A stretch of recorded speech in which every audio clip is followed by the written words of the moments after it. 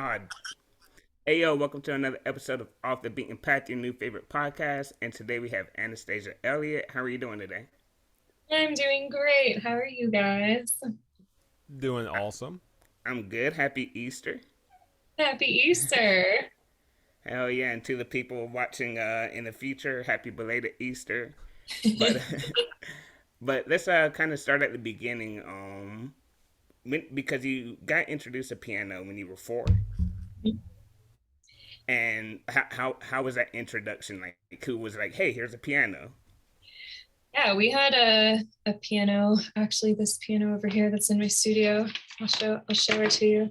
I can turn my upright right there. That's where a lot of That's my the same magic piano? happens. Hmm? That's the Yeah, same piano? same piano. Wow.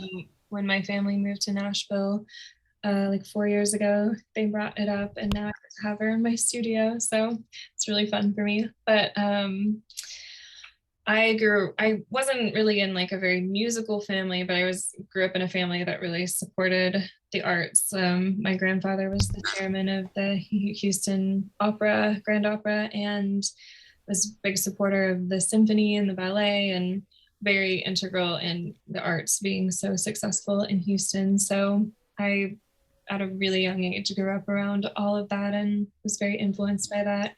And piano was my first instrument, and I took lessons, hated practicing more than just about anything, but I loved playing. I always wanted to play really fast, dark songs. Like I never, like the happy, slow stuff, I was like, no. So, and my very first opera that I fell in love with was Don Carlo, which is devil opera. And I was just always obsessed with very dramatic, big, dark things.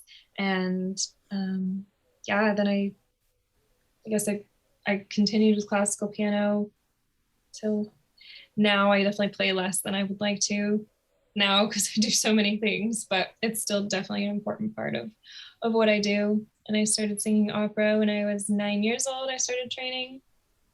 Um, but classical music is definitely at the root of everything for me. Yeah, I was gonna ask about that because in some of your songs you hear opera-esque vocals. So Mhm. I wanted to know if that was on purpose, if you were trained in it, but you just answered it right there. Yeah, I was trained in it.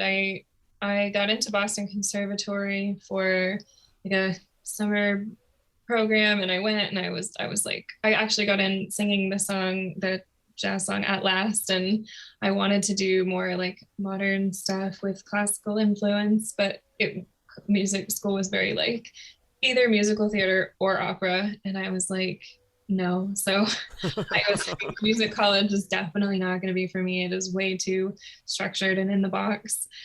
But the being a soprano, like I was the number one soprano in Texas for I won like the competition 1 year, and like being a soprano is always something that was like really big for my identity. And so when I started writing pop music and pop rock music, I wanted to bring in all those influences and really use that part of my voice. My favorite moments in my show are when I go up to the stratosphere in the middle of like the rock songs. It's the funnest part.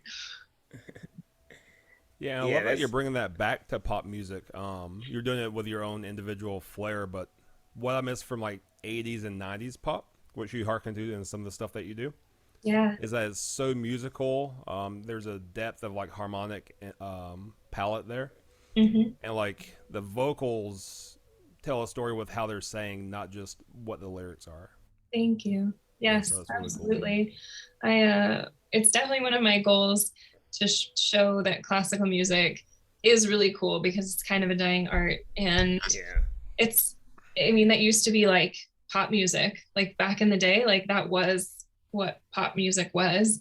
And now it's kind of dying out as the generations that loved it are dying out. And it's also a community that's very kind of, they're sticklers, they're very stuffy, they don't really want to innovate or change or adopt new things. And I think that's where they're really going wrong, because you can do modern things with opera and classical music. Like the it's just a style that's, you know, if you really know how to use it, it can make things even more limitless, I think. And there's definitely obviously some songs I put out where it has those undertones, and there's more songs on the record that push deeper into that. And I just started writing album two, and it's gonna go even further there. So I feel like I'm like warming everyone up, but the opera is definitely something so important to me, and not only just like the use of opera in it, but the training itself is why I can go do an incredibly vocally acrobatic show and not hurt myself and do it night after night. Like I'm very vocally aware, which Mm. is I owe everything to that training. And what does I was being gonna go ahead, Nate? vocally aware me. Yeah, I was gonna ask kind of what it meant, but more so what does it feel like? Yeah, Because I think there's you have to learn how to be a smart singer if you're going to sing stuff that is very rangy, and that's why you hear of a lot of people having surgery or not, you know, being able to play a lot of shows or using being predominantly tracks, or you know, it's not easy to perform just if you're performing anything, but when you start adding in stuff Right. very challenging, you have to be very smart. So it's knowing like, okay, this doesn't feel 100% great right now, or this venue, the humidity is not really where I need it to be, so I'm not going to go for those notes this time, I'm going to change the melody here. Or even during the show, um almost all of my breathing even is preset, pre-timed. I know exactly where in each song I breathe, where I need to have my feet on the ground and be grounded, where I need my breathing to come from. Like there are certain songs where if I don't breathe right in the first verse, I'm setting up for failure for the whole thing. So there's a lot of mental prep that goes into at least, you know, being able to do what I do live. That sounds hard. yeah, that's intense. Like that, it sounds like you have to literally rehearse a live show, but you also even I feel like, and tell me if I'm wrong, but I feel like even as you're writing a song or recording your song, you're thinking about these breathing techniques. I'm definitely thinking about it more with record two than I did with record one, because Uh, I didn't think about a lot of that with record one. And now every time I go to play my show, I'm like, haha, you wrote this. But the, I have little tricks that I do now, that make it um, easier for me. But I definitely have probably at least one panic moment before I go on of like, okay, is this here for me? Like knowing how close to the set I need to warm up, depending on the set list. Like there's definitely a lot of mental prep that goes into it. And I also have this thing where I like jump a lot in the show. And so usually if I can't do the whole set while jumping on my trampoline, then I'm not ready. mm, So the trampoline comes to rehearsal, and I do like bouncing with my feet on it for the whole thing. And if I can make it through, I know my cardio, my stamina, because once it's kind of like once you start panicking on stage, or you're breathing heavy, or you're not, you know, your cardio is maybe not there, then you start making dumb decisions as a singer, and you start pushing or straining and maybe not thinking or being as aware, or breathing the right way, and that's where injury happens. wow. And let me ask you this: do you think having learned piano first and learning dexterity between two different hands, because I play bass, and Mm. like that makes sense because both my hands are moving in conjunction. Hmm. But left hand, right hand of piano, or left hand, right hand of drumming, or even like hands to feet of drumming just blows my mind. Yeah, Uh, so everything that you're describing is like thinking about two or three different things at one time, but how they're going to work in unison. Do you think piano absolutely. might have set you up for that type of thinking? That's a great question. I mean, probably. I think, especially even when I add piano on top of all of the singing stuff, like Mhm. and then also, you know, the performing aspect and making sure that, you know, my face is conveying the lyrics that I'm saying and that my energy is Mm-hmm. right. Like it is a very multitasking thing to perform and put on a good show. Have you ever written like a song that touched you so much and was very deep and near to you, but then you have to go to perform it, and it puts you in that same mind frame, or is it kind of more of a release? Yeah, I mean, I think I'm very emotionally tied to all of my songs, but I'm way more of a music melody feeler than I am a lyrical feeler. So Right. I, when I'm writing, I write like all the music first, and then all the melody and lyrics are kind of last to me, and they're very important to me, don't get me wrong. Like when I finish a lyric, I like to be able to read it like three different interpretations down. Like if it's too obvious, I like don't feel like I've done a good enough job. um, Mm. but yeah, I mean, I have had this record in particular waiting in the wings for like almost a decade. And so for me, the lyrical context for all of the songs has like grown with me over that time and changed meaning. Like there's songs that I maybe wrote about something in particular, but now when I listen to them, I'm like, oh, and knowing what I was going through, I'm like, I was really writing about this thing. So Mm. I get really excited about and analyzing older songs that I've done, if that makes sense. No, it does. It makes perfect sense. And Bobby and I, we've talked about this on the podcast a couple of times, where it's like art is beautiful because I can look at one thing, he looks at the same thing, but we get two completely different, Mm-hmm. takes from it. It affects us Yeah. differently. But Yeah. the fact that you're saying that you actually created the art and you created it for this one purpose, but as time builds on, it's like, oh, wait a minute, this actually has a deeper meaning. Yeah. I feel like I'm not really the type of writer that when I write, I'm like, okay, this I want to write about this experience in my life or this topic. Like sometimes I am. I mean, I've written hundreds of songs, so that's, it's always different. But as a general rule, I I make the music and then I'm like, what does this make me feel like? And I almost like create a character in my head or a visual, and I describe that, and that's how I get to the words. And then it's usually not until later that I look back at it and I'm like, oh wow, that's what I was writing about, or Mm-hmm. that's what I was doing. That's so cool. Like it's kind of just like letting that creativity flow, and it is coming from a place of knowing. It's kind of like a lot of songwriters say, the song's already written, you just have to like you know find the pieces. And Right. that to me is really what writing is like. And when did you first start writing your own songs, and what were some of the main influences back then? I started writing, I think my junior year of high school was when I started writing. I started traveling between New York, LA, and Nashville, and doing co-writes. I'm not somebody that's ever really loved writing by myself. Like I can and I do, but I really love collaborating and co-writing. I kind of describe it as the difference between masturbation and sex. You can get to the same end goal, but like when you can collaborate with someone and like Mm-hmm. their strengths are where you're weak, or, opposite, and you can put people together and like cultivate something really special and bounce things off of each other. Like that is like my favorite part of the creation process. Mm-hmm. Um, I had written a few songs earlier than my junior year, but like really intensely writing, I would say around there. And then I wound up moving to Nashville because of everywhere. I loved the writers here the most because they were the storytellers, and LA was very like quantity over quality, and Nashville was like, let's spend a week to make a really awesome song. And I just loved the mentality here of that.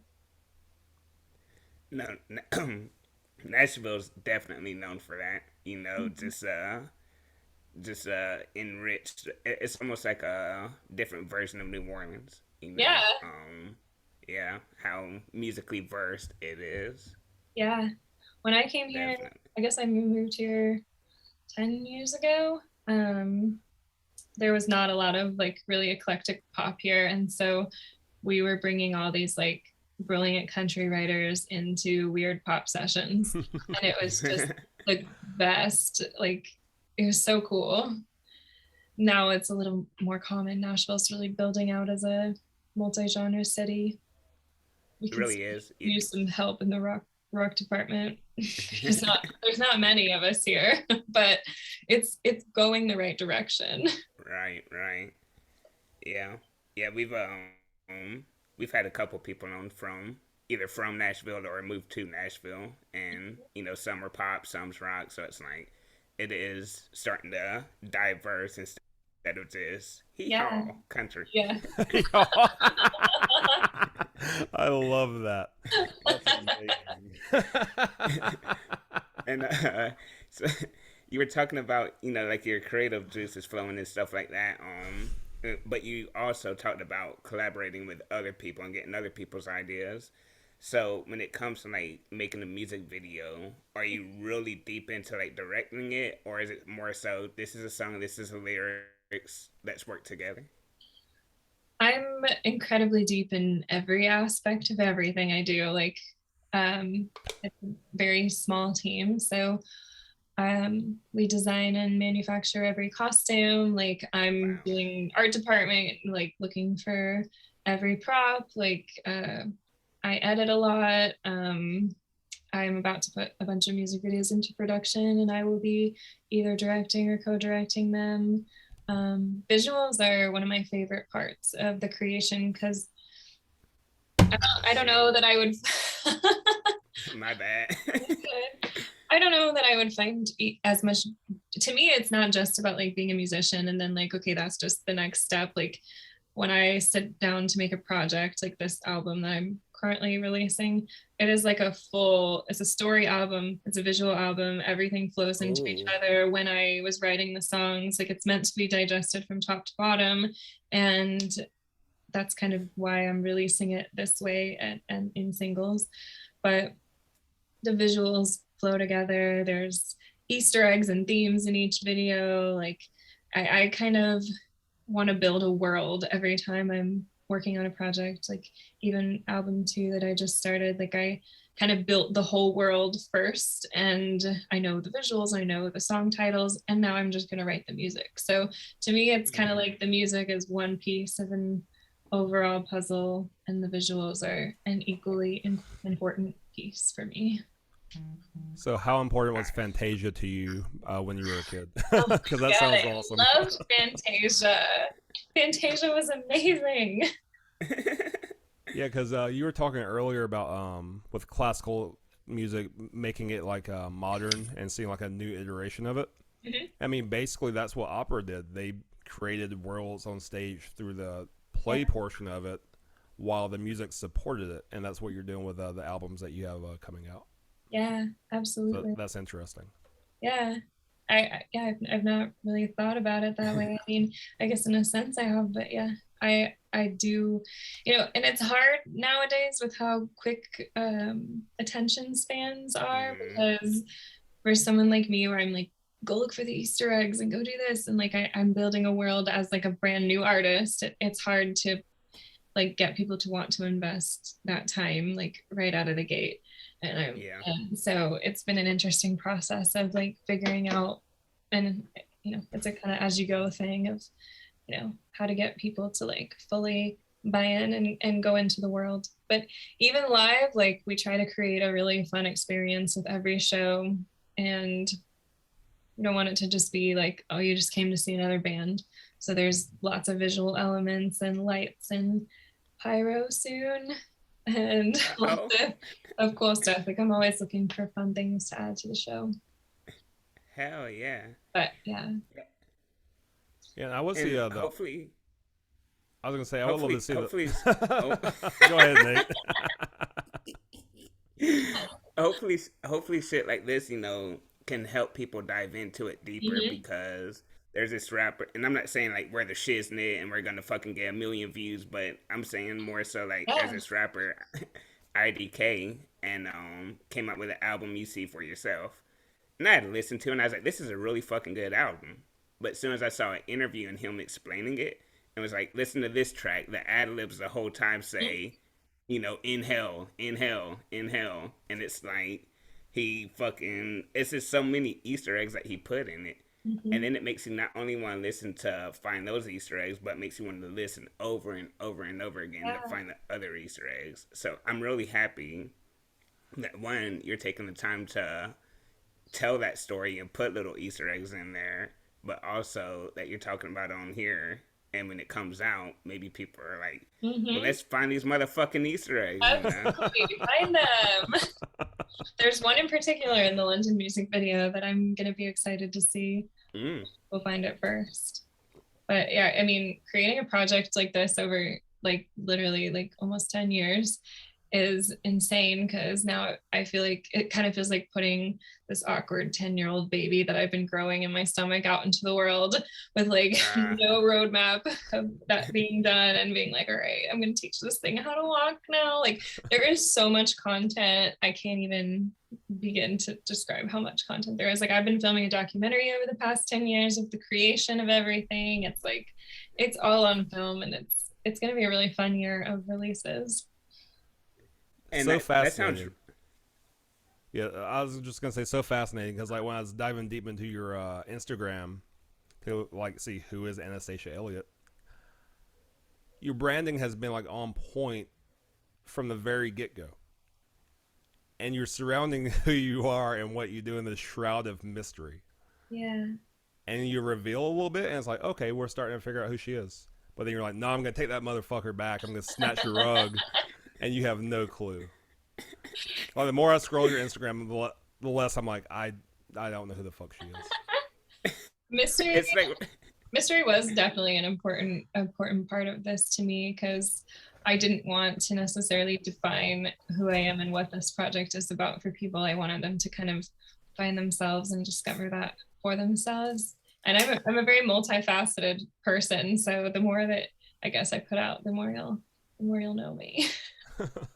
But or, or know your baby, you know, because yes, I don't even exactly. think it's you. I think it's like you said, it's your baby. You've been growing, so it's like we're all doctors and we're all looking like, oh, see ahead, see ahead. Oh, no, no, no, Yeah, push it back in. It's not ready. it's kind of crazy for me because I've lived with this project obviously for a long time and I know every little detail about it and every little thing, and so sometimes it's hard for me to even know what to share all the time because I know Mm, it so well, and so I'm like, oh, they don't know that, like why are they right. looking for this? I'm like, well, because they don't know this, and I have to really like think of, you know, what do they know and what don't they know. So let me ask you this: Right. the most conventional route would be 10 years ago. You have this awesome idea, and you start to form it. Mhm. You have an early release within the first year or two, push the hell out of it, and then every few years you have another release to like reveal where you want to be. Mhm. But you chose to do something unconventional where you have this thing that you know you're going to release eventually, maybe a decade down the road, and you're going to build this incredible tension and release of it over 10 years. Where did that come from? I think it came from my whole like core being committed to putting out experiences. Like I didn't ever want to put something out that was half baked or not intentional. Like every little thing I do is intentional, which can be crippling sometimes. But Yeah. um I don't think that people spend enough time developing now. Like it's very much just like very quick to just throw things up, and you know a lot of people are developing like in the public eye, which there's nothing wrong with it. Just to me, I wanted to create an art project that knew what it was before it went into the world, and I yeah, I mean, I think it all came from just wanting every little thing to be have a lot of intentionality behind it. And that's really commendable because we live in a day and age where we can have a studio. Like I could record a song right now, Mhm. exactly where I'm at. I don't have to go to anyone. And there's so many people, and it's not a bad thing. It may not be a good thing, but the fact that people just want to, oh man, I found this thing that I love. I want to release it. You know, Mhm. I'm gonna start recording, but the fact that Yeah. everything is intentional, and also just to piggyback on that, I want to ask like, do you have any type of anxiety of like, what if they miss it? What if they don't understand it? What if they this Extreme. thing I've been working on? I have extreme anxiety. I actually,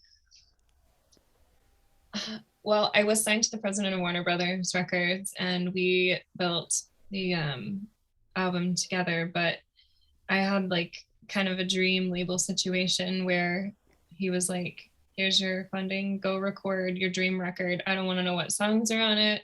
I don't want anyone to have a say in any of it. Like, just go make the most Anastasia album that you possibly can and turn it into me. And that was so cool because I just got to like let my imagination run wild and pick my own songs and A&R my own project. And it was the same with the first couple music videos before I then became independent and took ownership of it all. But I think there's a lot of pressure behind having something I've put so much time and energy and so much of myself in. Like it is like something that I almost half my life has been like just dedicated towards this one project and wanting to make it as beautiful and awesome as I possibly could. So yeah, I want people to find it. And being a DIY independent artist, it's definitely a stress, but I have to kind of disconnect from that. Like I don't look at my streams. I don't look at analytics. I can't look at that stuff because I'm an Enneagram type 3, which is the overachiever. Like it literally says in my type, like success or die. Like why? Like if I'm not going to be successful, I'd rather just die. So for me, I have to really, I'm more happy when I can just stay in creation mode and get away from the success metrics and kind of let other people handle that stuff. So I'm finding my tricks for how to ease my anxiety and just learn to focus on the fun of it. And it's helped me to actually begin album 2 because I stopped writing music for a really long time and was just really focused on building out the visuals and the rest of the project around record 1. And it started to make me really sad to write music because I felt like I was just writing for my hard drives because I knew like nothing was going to come out until I got this baby out. So I stopped writing for a while, and just recently, once I was like, okay, it's time, I'm putting this out, I'm not waiting anymore. And once I made that choice, I like knew what album 2 was going to be. And then once I started doing writing sessions for this next record, I started to have less anxiety about dropping album 1 because I could feel what was next. I think I've had a lot of this like impending doom of like, once I drop this project, like it's my shot to like make my first impression and really, show everyone who I am. But creating the future stuff, like it eases me a bit to be like, this is not it. Like I will forever be creating really interesting stuff. So yeah, I'm finding my tricks, my little mental health tricks that help me. Yeah. And I also want to touch on something you said, like, is the success or die. And I had a thought probably a few months ago where I was like, I don't understand people who they never chase anything. They never chase a dream. They go to work every day and they do their thing.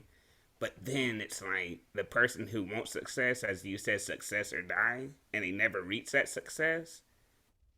Who the fuck is happier? Like which person is happier? Like the person that tried so hard but failed, or the person that never tried at all and doesn't know the taste of failure? Yeah, I think that's probably very dependent on the person, but I can't imagine either one is happy because I think if you just kind of sell out, and I mean, humans are naturally creative beings, and like that's really the state we're supposed to live in. And so I think when people kind of suppress that and just kind of lock into the mundane life, that's just a recipe for unfulfillment. But and I also think those of us who tend to put so much emphasis on our idea of success, that's a whole other rabbit hole to unhappiness. I actually interviewed a happiness coach this past week, and we had like an amazing 2-hour conversation. And it was actually the day before London came out. And it was the best possible podcast I could have had scheduled. And I read his book again in preparation for it. And I learned a lot about happiness and mindset and the right things to focus on and the wrong things that like can become so huge in our brains, but they really don't mean anything. So I just I have to have things in my life. I either need to be listening to podcasts consistently or reading books like that that will kind of just remind me and keep me on track, because I can be hard on myself. And have you read the War of Art? Yes, love the War of Okay. Art. Hell yeah. A great one. Hell yeah. No, it's right up your alley. That's why I was like, oh man, if she hasn't, she needs to. Yes, absolutely. Yes. Um, I love all kinds of books like that. Have you ever done The Artist's Way? Uh-uh. That's one that I definitely recommend. After my plane crash, I really dove into The Artist's Way, and it's like kind of like a self-guided, I think it's 12 weeks that you do, and there's two principles in that book that I started implementing into my life that made a world of difference. And one of them is morning pages, where every morning you just write stream of conscious 3 pages. And she calls it like the brain dump, like kind of get all the nonsense out of your head, and then you can move on with your day. And then taking yourself on an artist date once a week, where you could just go do something completely by yourself. Like sometimes I've taken like $5 to a record store and picked something that I like had no clue what it was, or go, I've taken classes for all kinds of stuff. I became a henna artist. Like I started kind of just expanding my creativity in areas that weren't music or my mediums. And both of those things have become, they were like big shifts towards just bringing overall creativity in my life, and not just pressure focusing it so much towards just music. Right. So yeah, That's beautiful. I'm a self-help book lover. And I hope one day to write one myself, because I sure have plenty of stories to put in it. Hell And yeah. one story that you just breezed right by is that you survived a plane crash. Yes, yes, I did. Not laughing at the plane crash, just laughing that you just casually dropped that. But tell us that story, because it's very interesting, because you were working on a particular song when that happened. Yes, I was in a plane crash on my way to finish writing Crash Landing, and it was a very meta, crazy thing, because I was actually working on the lyrics on the plane, and Oh. yeah, it changed my life forever in so many ways, and made me a better person in many respects. But it also was the catalyst for this whole album, this whole project, and definitely the growth of me as a person. I never want to be in a plane crash again, ever. Like when I see them on the news, I'm like, oh, no, I have to fly, like stop.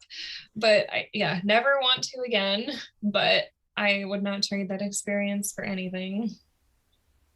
And if you don't mind, if we start at the beginning of it, when you got on that plane that day or before it, did you have any anxiety of like something doesn't feel right, or are you even anxious about planes? Like, what was it when you got on that plane? It was in 2013. I don't remember being Mm. anxious getting on the plane. Um, I mean, it was a pretty normal flight. I used to love to fly. At that time, I was splitting my time 2 weeks in Nashville and 2 weeks in New York every month, so I was flying a lot. And yeah, I don't know that I had any intuition clues, but I don't know that I was really really tapped into my intuition before that experience. Like I don't feel like that level of self-awareness that I have now came until after. And with the plane crash, so like we hear of plane crashes.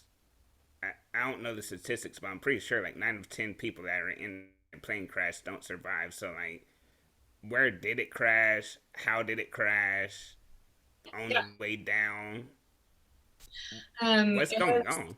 it was in New York at LaGuardia, and it was a Southwest plane, and it was pilot error. So she took over basically from the co-pilot that was flying, and apparently it was known in the company to have anger issues and problems. People didn't Other crew didn't really love flying with her. So Hmm. there's apparently this thing at there where there's like a list of people that, you know, get the most complaints, and she was apparently very high up on the list, which I'm like, shouldn't you take like the top 50 people from that list and either like train them or fire them, like Something.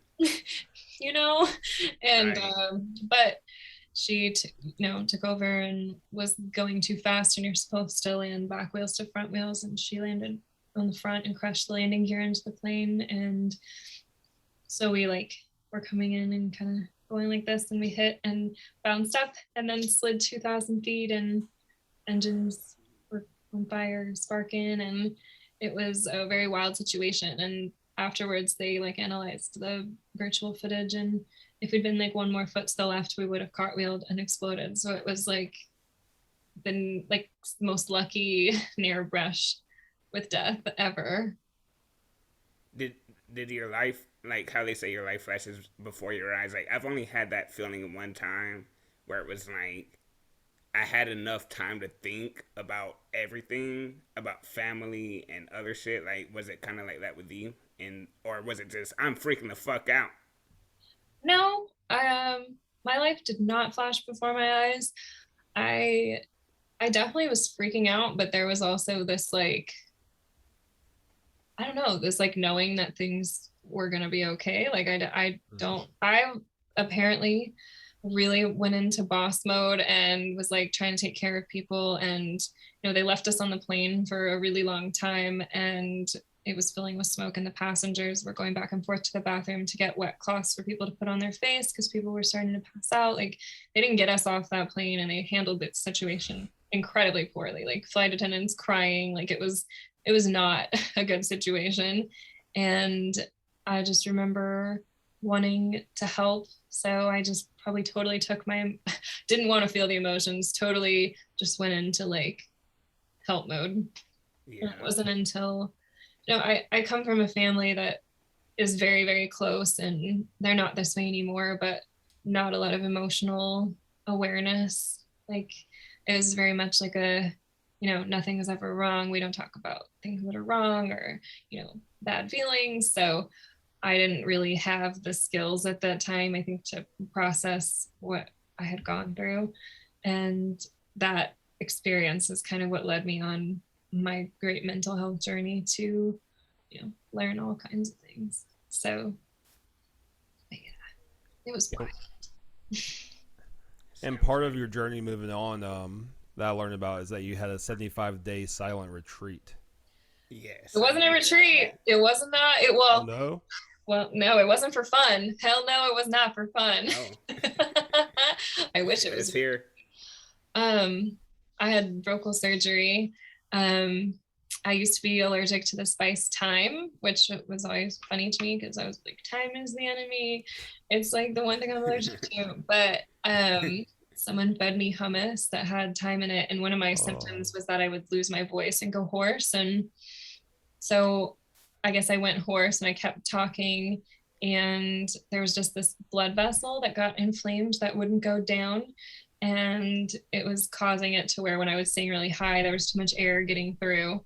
And so there was just no sound. And that's like literally what I do. So I was not having that. And it was right after I finished cutting my record. So it was like this so many years of preparation to make this, you know, art project. And I did it, and then it was like, oh, am I ever going to sing this record live? Am I ever going to do what I love to do again to the fullest? And it was like really, really horrible. And so I went to Vanderbilt here, and they scoped me, and they were like, we're going to give you tons of drugs, antibiotics, steroids, try our best to shrink it. We don't want to do surgery because it's so small. We don't know if you'll be better or worse after surgery. And that was like a little seed of anxiety that was planted in my head, because I was like, well, then you're not touched. Like, if you can't promise me I'm going to be better, like, you are not doing my surgery. So then I spent the Yeah. whole summer, and my label at the time, they didn't even know I was going through any of this. I just communicated through like emails, but I was like hiding it from everyone. But I spent the summer going to all the best vocal doctors in the country, and ended up in New York with this great doctor, Corbin. And she sent me, she was like, there's only one person I would trust to do your surgery. And so I ended up in Boston, and I went for my like pre-scope thing and it had hemorrhaged. So he couldn't see what he was doing. And they had told me like previously that that was impossible with this kind of thing. So I had to be silent for 35 days because he couldn't do the surgery to get the hemorrhage to go away. And then I had to go to the surgery completely silent. And then I had to have 35 more days of post-op silence. So it was a 75-day chunk of no mouthing words, no whispering. And like, as somebody who like my identity and my love is so wrapped up in this instrument, I took it seriously. Like I did not cheat once. I had my mouth shut for 75 days and I learned so much during that time. And it was like, my name means resurrection. And I think my parents kind of destined me to be somebody that would go through many like soul death and resurrections. And I kind of feel like that's my purpose here on this planet, is to show people how to turn the worst things that have happened to them into what makes them super unique and special. Because I think it's, for me at least, it's been those darkest moments that I've like leveled up and become a better artist, a better person, a better friend, just better. So yeah, that's my 75 days of silence. Whoa, that's so different than I thought. Big trauma. Like, I learned about the plane crash and the silence. You did like a series on your Instagram. You were like, "Hey, today's National Lie Day. 2 are lies, or one's a lie and 2 are not." And I chose plane crash, and you're like, "No, that really happened." And then when I scroll the comments, and you're like, "Yeah, silent for 75 days." But the context of the silence, holy shit. That was my tease for London, to be like, I've never been to London, because that's my lyric in London. So that was my tease for announcing London. Wow, that's crazy. And look, I think it's in London, excuse me if it's not, but you say we all want 9 lives. I was crash landing. Crash landing, that's crash landing. Okay, so you say we all want 9 lives. You've used up like 3 or 4, so don't resurrect too many more.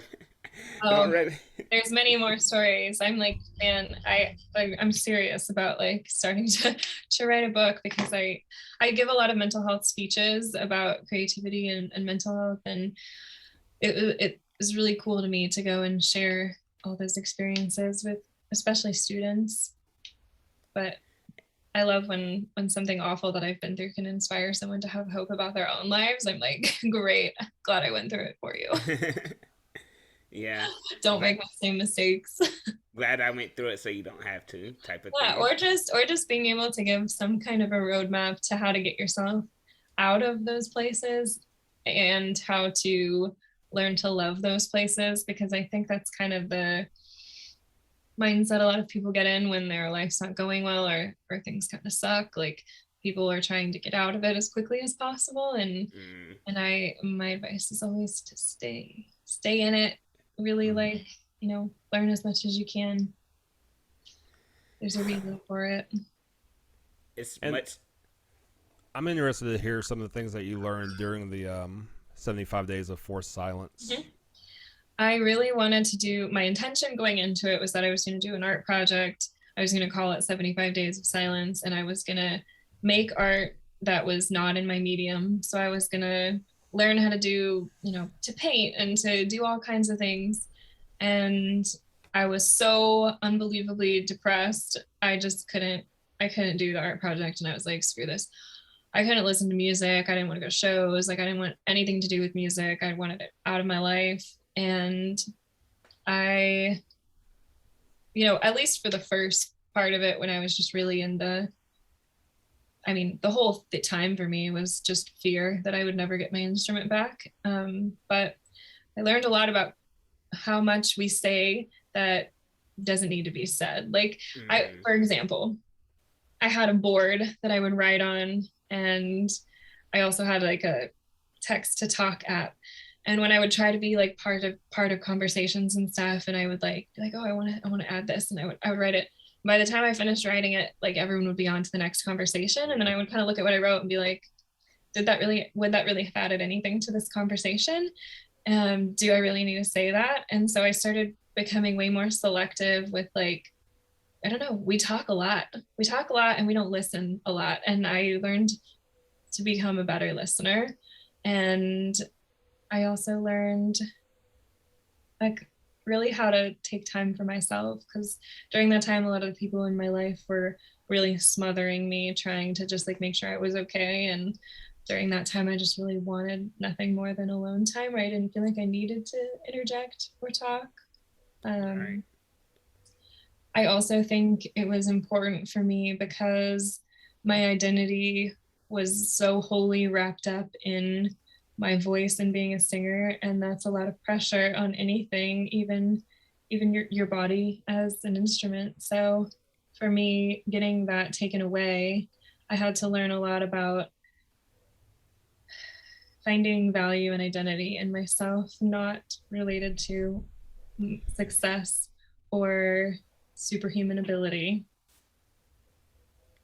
Damn. Yeah, I spend a lot of time in meditation and journaling and just thinking about thinking about things and getting to know myself better and And figuring out how I would be okay if it never came back. And I don't know. I don't know that I have the answer. I don't know that I could have ever been, mm, but my plan B was to like move to a beach somewhere rural and have a cupcake shop. you just write on boards all the time. What do you want? No, I kind of like when you can sing or when you can do something that's like really special that you put so much value in.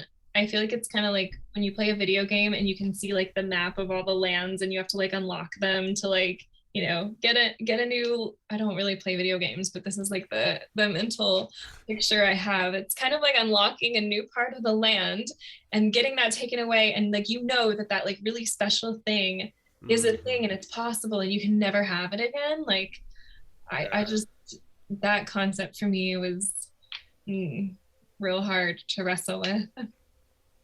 And do you think that's made other things in your life maybe a little bit more low stakes, where you don't hold on to them so tightly? Because you know it's brought up like a sense of impermanence in everything. Yeah, it definitely has. I think it was kind of something I actually talked about with the happiness coach. When you can detach from the outcome and detach from, you know, the just the practice of non-attachment in general, I think is a big thing. And also learning, I have a very different relationship with my voice now. Like when I mean it's in my body, like it's really hard to have your instrument be in your body because everything you do, you're tired or you eat something that's not great or the humidity is not right. Like instead of like beating up on my voice and being like, damn it, like why am I not hitting that note right, or like why is this not happening, or like, you know, just being bitchy and critical about it.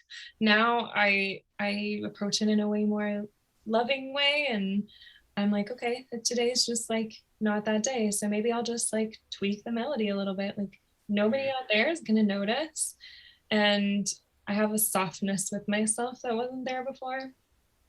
right.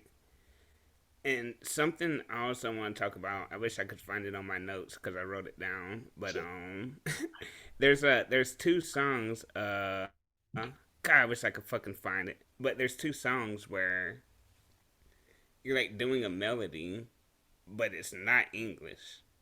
Yeah, I guess The Boy Who Cried Love was the very Mm-hmm. first song I put out. It was kind of my little guinea pig as an indie. I was like, okay, let me test this out and see what happens, so I can see what's this Wild West like. But I sing in Italian in that one, and Cigarettes and Gasoline. The Cigarettes and bridge gasoline. the bridge is French. Burmese, French, and Italian. Are those languages that you know fluently, or you just took from it? No, I don't speak any other language fluently. I studied Spanish for like 12 years, and I studied Chinese for 4 years. But as an opera singer, I've sung in Italian, German, French. Like I sing in other languages all the time and still do. They're all very different, and it, the tones and the way that you shape words Yeah.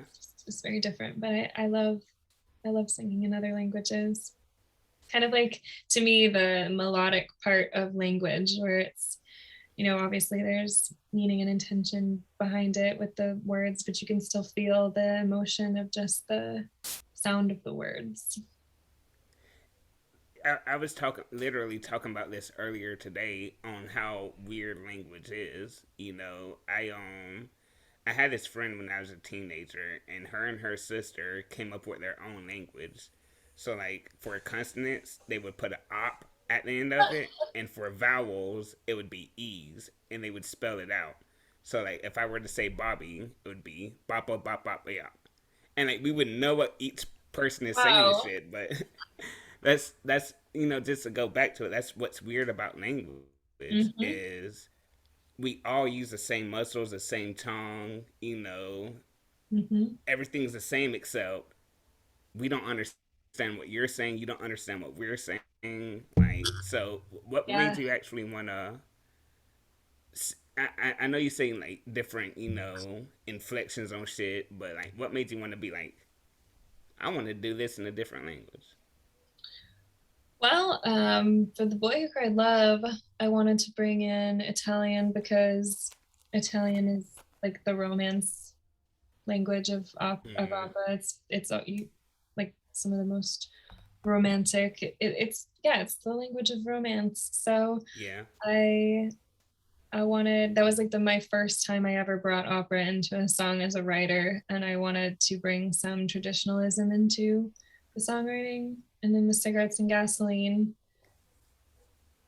the song is about like the toxic craziness of love, and by the time of the bridge, I wanted it to feel kind of confusing and sexy and romantic and kind of French to me. Well, my co-writer's girlfriend spoke fluent French, and when we were in the writing session, she'd never written a song, and I brought her in, and I was like, okay, I want to do this bridge in French. Like, this is what I kind of wanted to say, and we kind of worked out kind of a beautiful French kind of poem about love, and it to me was like the perfect little encapsulation of a sexy love before the track like explodes into chaos. Right, right. And where do you draw the line? Because you mentioned sexy a couple times as a female artist. Where do you draw the line between this is my artistic expression and sex sells? Mm. I I mean, obviously, I like to be naked. That's very clear in my art, um, but it's never ever coming from a place of sex sells with me. Um, I actually kind of went on an analysis of nudity in my work the other day. I was just thinking about this like in the shower, and the progression of how it showed up in my work with what's been going on in my life has been really interesting, which would be hard for me to fully describe without being able to show all the images and stuff. But all of the shoots I've ever done where I've been nude or partially nude have been completely my concept and my like wanting to share kind of I think my journey with my relationship to my own sexuality, and I definitely mean it in an empowering way. Earlier on in my work, the nude photos I did were very like dark or lit very red. It was very like alarming, and I thought at the time I was doing very empowering things, but I was in a relationship that was less than awesome. It was very toxic. There was a lot of like sexual harassment in it. And for me, analyzing it now, I'm like, wow, in these early photos, my back was to the camera. Like I was hiding myself, and my arms are in a very like stiff no position. And Oh wow. even in the next photo, it was me with all the mannequins around me, and um, that very much was me saying something about what was going on in my life. And then the latest series I did of the goddess tarot card images, as I've taken control of my life again and become way more empowered in my own sexuality, it was very much like a eyes dead to the camera, the energy of it is way more like goddess like, and being fully empowered and being on top of all the bones, was very metaphorical to me, of like kind of sitting on top of all those people that had maybe done very wrong things to me. And so that's kind of even how I talked about songwriting, how not always knowing what I was making at the time, or maybe I thought I was making something and I actually was really saying something else. That Right. shows up for me too in the visual side of things, because when I go back and I can analyze stuff like that, I'm like, wow, like that was a way more even powerful message than I thought I was conveying. Right. But it's never about sex sells to me. It's always about empowerment or speaking on sexuality and um, freedom for women's bodies and self-expression. And also for me, the concept of death and resurrection is what the entire album is based on, and what my name is based on. And so the like nudity is, you know, kind of that birth and that rawness that we have to get to when we're going to transform. So that's Yeah. kind of the root of it in my work. Yeah, what would you say to the young woman that's going through that developmental phase of empowerment, who's in the earlier phases?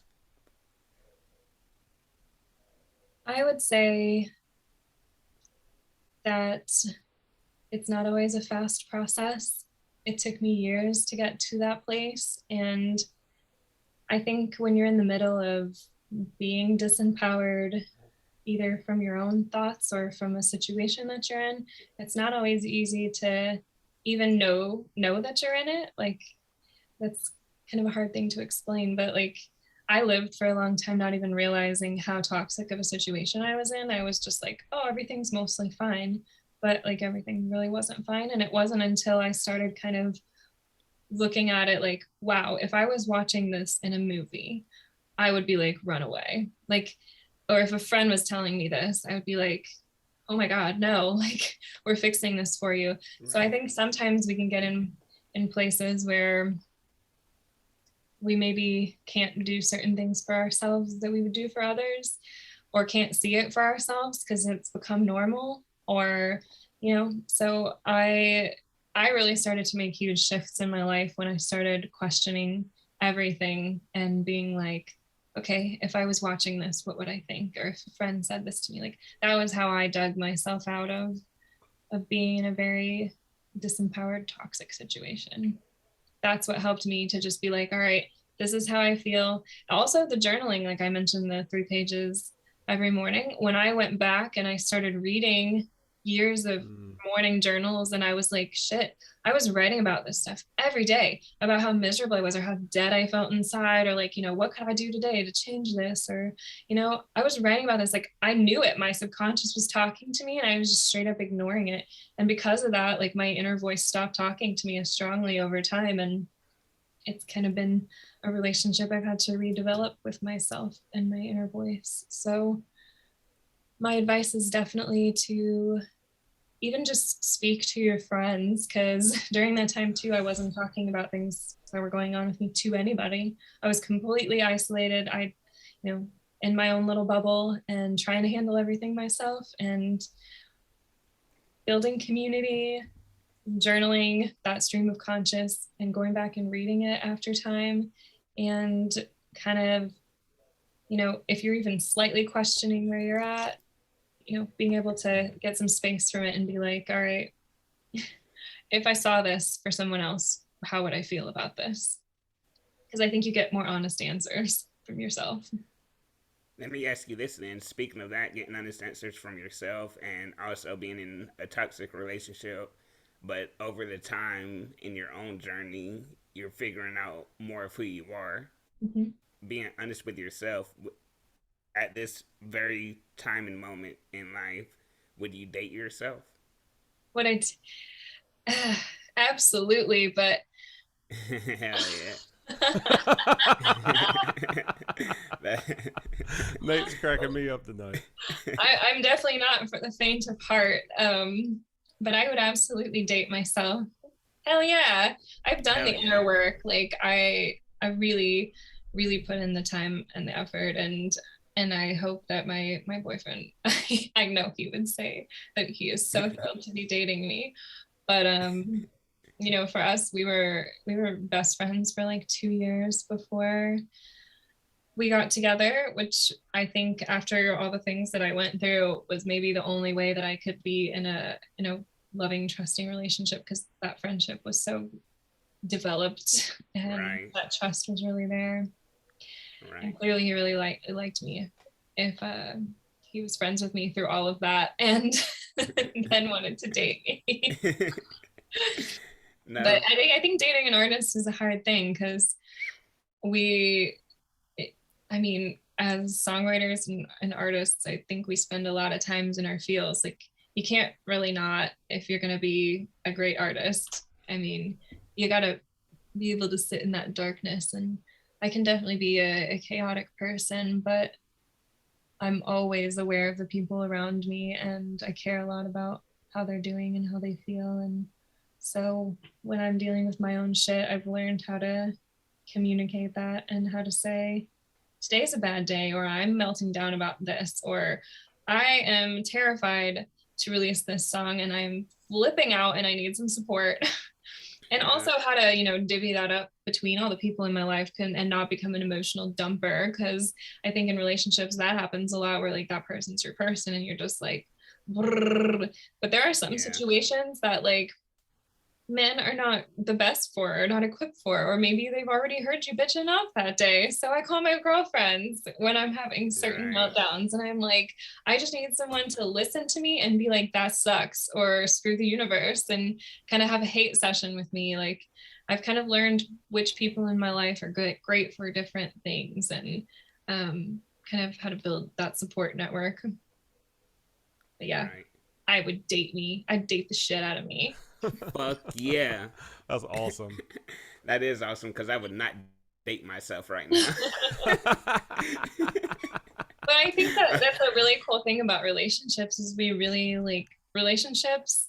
I think a lot of people feel like they have to be fully healed to like get into another relationship Yeah. sometimes. And people really heal in relationship. And I can definitely say that of myself. Like, my current relationship has healed me and sped up my healing in many, many ways. I mean, certain people are definitely not healing for you.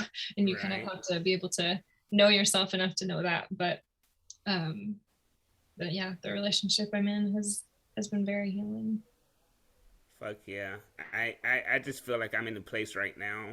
I guess I've been here for the past 5 or 6 years because that's how long I've been single. Is like I don't want to fully heal, but I don't want to just subconsciously push all my shit onto someone else. So it's like, let me not love myself because I love myself. I am the shit, but let me figure out my shit that is inside Mm-hmm. before. So I need to be able to identify it before I can bring someone else in and they Yeah, say, how can I help you? And I'm like, I don't fucking know. I don't even know. yeah. So, I yeah. think the self-awareness piece is huge. Like, I love therapy. I'm a huge believer in therapy. I've done a lot of therapy in my time. So definitely I think when people get into relationships where they don't have that self-awareness piece yet, and I mean, it's a journey, there's nothing wrong with that, but I think when you don't have that yet, that's when toxic relationships can really blossom in that. Yes. Yes, they Because can. like I started to really know that I was healing from that stuff when I stopped being so reactionary, and now I'm completely responsive. Like, I will never have like a huge reaction or get really angry to much of anything. Like, I'm Yeah. always like, when someone does something that makes me feel bad, I kind of have a series of questioning where I'm like, is this my shit? Like, why do I feel like this is bad, or like what's their conditioning, like what I know about them, like, because everyone's always trying to do their best. Like, I mean, obviously there's shitty people in the world, but for the most part people are trying to approach things their best, and they have their own life and set of traumas that are coming with them to that situation, that and people are at different levels of health mentally. So I always try to think about that when I'm dealing with anybody, because life's not easy for any of us. It's not, and there was a like moment in time where I was like, I only like I'm attracted to not toxic. I'm attracted to damaged women. Hmm. Like, why am I so attracted to them? Why do I bring them in? But we're all fucking damaged at the end Yeah. of the day. I read a great quote that was like, everybody's broken pieces and you're just trying to find the broken pieces that fit best with yours. And I think Mm. that's very true. And that's, I have a interview series that I started on YouTube called The Purple Sessions, where I interview experts and interesting people from all different fields about mental health and wellness and creativity and how they inform each other. And I wanted to start this because I was doing these mental health speeches, and then like the kids and people that would see them would follow me, and I post a lot of like inspirational stuff in my stories, and they would answer it and be like, I wish I could have your mindset. Like, how are you happy all the time? And I remember I received that message like when I was in my laundry room, like crying and having like a freaking Mm. meltdown about something. And Mm. I was just like, damn, like that Bitch, is I ain't me happy. doing everyone a disservice by just showing the positive things. And that's what's intuitive to want to show on social media. Like, I don't want to Mm. get on there and be like crying and like, this really sucks. Like, that's just not me. So I was like, what could I do that could, even getting questions like, when things are great, how do you not, you know, stress out about that it's going to go away? Like, how do you Mm-hmm. not Mm. lose hope that things are going to get bad again? And my answer was always like, things will get bad again. Like, if you think that things won't get bad again, like you're setting yourself up for a life of hardship. Like, things are going to suck again. Life is like a roller coaster. Like, and that's part of the beauty of it, because those are the moments where you can grow. But if you hold on to happiness so tightly, that's really not happiness. And so I started to be like, I'm sharing too much positivity, but like that's a hard thing for me to, want to do without, I didn't want to do like the crying videos. So I was like, how Yeah. could I do this in a way where I will, be able to share stories and give value? So I was like, I know a lot of really interesting people, and they've all been through some shit too. And usually the most interesting people in the world have been through really tough shit. And Mm-hmm. so I wanted to create something that people could kind of watch and find cool stories in, and hope that things could get better, or even just tips on how to, make their lives happier, or, maybe from a doctor, like what supplements to take to help themselves, balance out a bit, or, just all of the things that basically, all the resources, the people that really helped me dig myself out of the gutter multiple times. Right. Like, how could I put this all into one thing that, people can hopefully find the same results, or at least things to try, because it's always a different prescription for everyone, a mixture of things that resonate with them and where they're at. So um, that's my new thing that I'm excited about sharing with everybody. And the purple sessions, they are cool. Like I'm I'm glad that you're doing it and shit because, like you said, you started it because you're like, I have my story. Let me get other people's stories out, and you're a great conversationalist. Thank So, you. and that like, yeah, start a fucking podcast, and we'll be tuning into episode 100 one day. Yeah, it's been so fun. It's brought a lot of joy back for creating social content for me, because I can definitely get in burnout mode, and that's been something that's just been nothing but joy. Yeah, Bobby, he can he can talk about burnout mode because he got Well, burnt out with this podcast when he first started the it. social media culture is definitely set up for a lot of burnout. Yeah. Yeah, and I mean, just the way it works is you have to keep putting out content, otherwise people won't see you, and their attention spans are so short they just forget about you. They don't see you for a little bit. Mm-hmm. Yeah, And you when feel during COVID, I really like stopped posting a lot. Well, part of the reason was because I was going through a lot of really huge life changes, but um, I definitely felt that when I came back to the scene. And now that I'm like, okay, I'm restarting this album release after, almost pretty much 2 years of not releasing original music, there's definitely a restart period to be like, hey, remember me?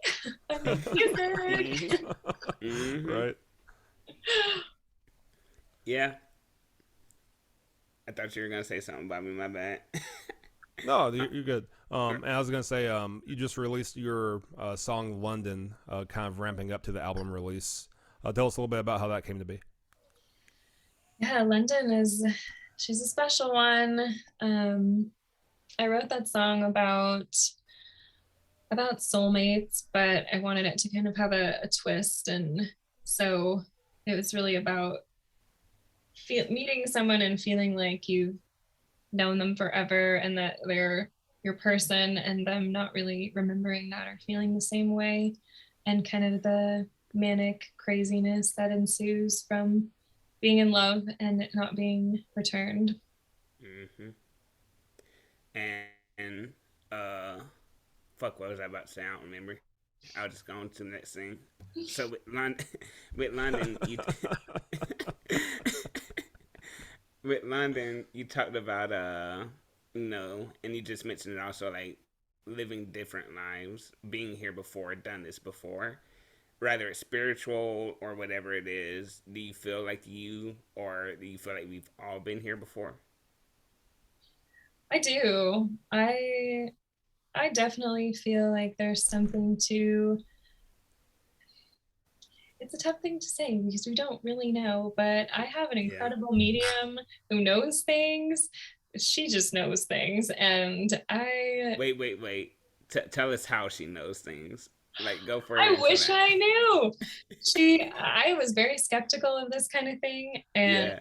then I met this woman and she changed that all for me. And I have sent probably 30, 40 people to her and they have all Dang. walked out with the same experience. Like stuff that is so specific, like nobody could just guess it or Google it, like incredibly specific stuff. And the way that she kind of has described it to me, I mean, we're all energy, and I just think that there, like, that doesn't just go away. And so I think that there is like, you know, the energy goes somewhere, and I think it, there is something to kind of like multiple lives and reincarnation. And I don't know, you meet people and you can feel like who's an old soul and who's a young soul, and like there's something to it. I don't know exactly what it is, but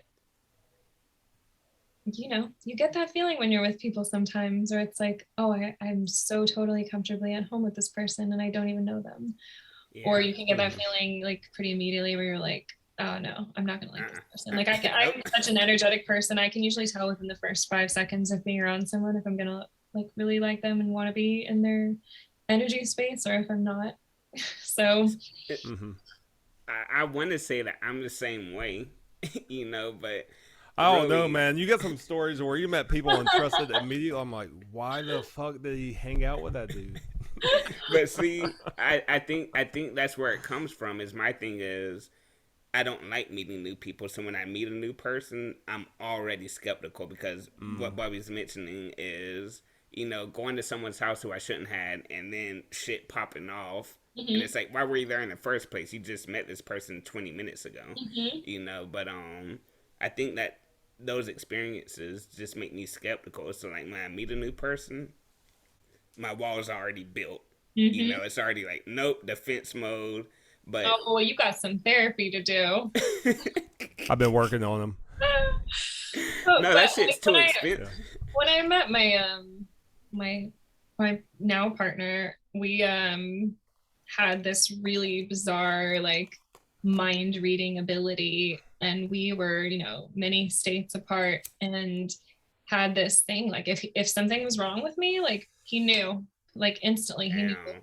He would call, or he, you know, there's literally been times where I've just been thinking of something like really random and he like knows it. And I've never really had that experience to that level with anybody else. So it's been kind of wild. But I definitely think there's something to energy, and you know, I don't know what it is, but it's big. And I think that there's so much more to our knowledge than we're tapped into.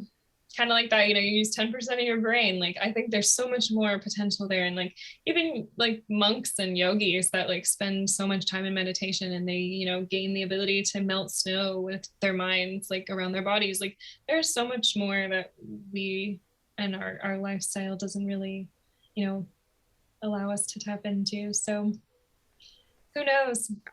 No, I'm also really into the, hologram theory, the simulation theory. Like, there's just a lot of random weird evidence to the fact that we're living in a simulation. So who knows? and something I'm not 100% on board with like the simulation theory, but there is something there 100%, and I'll say that. But something I've been saying, and every person I say it to, they're like, "No, Nate, no, you're stupid." They don't call me stupid, but they're like, "No, dude," is I feel like we are God, but we don't know how to be God. Mm, Like I feel like we can live a perfect life, but we don't know how to do it because we don't know how to access that. And there's people that are closer to it, and there's people that don't even know that it's in us. But I do feel like we can I live think you're a. right. I absolutely think you're right. And in studying You're the this, first person to say it. no, I definitely think you're right. Like, I don't know how you could really dispute that, because like, I don't know, you see like manifestation coaches and people like that are very in line with, being able to manifest things in their life really quickly.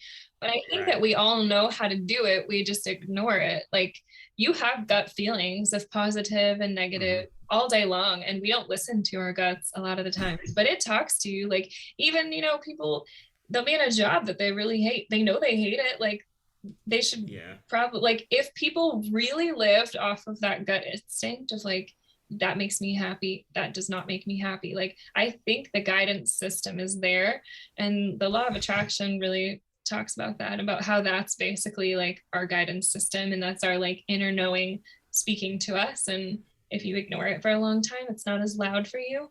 But I definitely know for myself, looking back on my life, if I had listened to my internal guidance system more, I probably would have gotten out of situations that weren't right for me faster. Like, Yeah. I think we hold on a lot, like hoping people will change or situations will change, and they don't. And it takes months or years longer than maybe it should have. I think that they're all detours. We always, I think, get back to the path we're supposed to be on, or, you know, that we're going to ultimately create. But I think if we listen to that system quicker, we maybe would get there faster. So I really try hard now, if I'm having a feeling, to listen to it, Hmm. Yeah. or at least explore it. Yeah, and I think that guidance system is like Holy Spirit, Kundalini, Mhm. whatever other words you could ascribe to it. And I try to practice intuition. Like I have a very easy route to my job and right back home, about 4 miles. But I can go a couple of different ways, and sometimes it's like I'll get to the traffic light. I want to turn left, but I'll say no. Let's turn right today, and let's see what's over there, or Mm-hmm. let's see what you wouldn't have seen had you turned left. Um, Yeah, and play. I just try to listen to like what the trivial stuff. So like if it tells me something big, I should be more attuned to it. Yeah, it's a hard thing, because a lot of the Yeah. time it's not easy decisions, or it's like, you know, big things, like even, Yeah. staying in a marriage that's not really working, or yeah, like I said, a job that's like maybe your security, but you hate your life, and it's tough to kind of know what to do. But I think there's a way to at least incorporate it, that kind of knowing more into your life, and baby steps it. And that's the thing. Exactly. We're all take well, not all of us. Some of us ain't taking steps at all, but ones that are trying. We're taking baby steps, and then some people try to take large leaps, and rather you're taking baby steps or a large leap, and you fail, you're gonna learn from that experience. But I don't know. I feel like society, whatever society you're in, whether you were born in Nashville, Tennessee, Oregon, China, whatever, society is like, this is how you're supposed to be. And Bobby and I were talking about this earlier because we were both super religious growing up, and it's like we were born into a family that is Christian based, but the person that was born as a Muslim and had a chance at Christianity but turned it down because his or her parents raised them this way, they're going to hell. And it's like, Mhm. wait, they're going to hell just because they don't believe the same thing that we believe? Like, that's kind of fucked up, ain't it? You know, but society has made us all conform to this one ideology of whatever it is. And I, I just think we don't know how to access that guy that is inside of us, you know? But, I think any kind of thing that's promoting division, whether it's religion or politics or division, something that's I think pushed on us a lot because it's easier to keep people where you want them when they're divided. But I think anytime that you're moving towards love and acceptance of others is more towards that positive alignment than anything. yeah, and something I came up with, I don't want to toot my own horn, but it's an it's an and a versus mentality. You know, I feel like we should have an and mentality, but instead we have a versus, Mhm. left versus a right, Christianity versus Muslim. But Mhm. why can't we left and the right?